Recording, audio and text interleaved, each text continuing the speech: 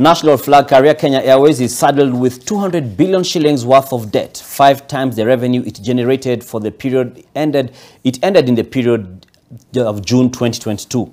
This is the revelation made by Transport CS Kipchumba Murkomen, who has also announced that the government has now ruled out any further subsidies to the cash-strapped airline within the next 18 months. Martin Mwangi packs the details. The Kenyan taxpayer is saddled with 151 billion shillings worth of guaranteed debt, half of which is attributed to the national flag carrier, Kenya Airways. This means that should Kenya Airways face challenges in servicing debt to the tune of 76 billion shillings, the taxpayer will be required to settle on behalf of the airline. Transport CS Kipchumba Murkomen lays the blame squarely on Project Mawingu-driven fleet expansion for KQ's unbearable debt. We have a problem, and the problem is historical. It's not present. The investment they did in Project Mawingu about 2012 and thereabout generated a huge debt for Kenya Airways.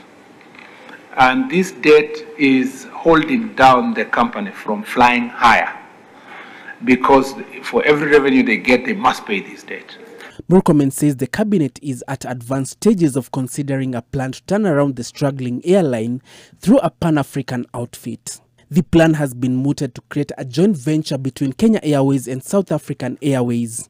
We are now talking with various investors to see if we can have strategic investors. In fact, for the benefit of all these investors, if you remove the Kenya Airways debt and put it aside, which is an old debt, you put it aside and run Kenya Airways as it is at the moment, it is profitable and it's very viable, and it will be able to get more equipment to service the routes that they need to service.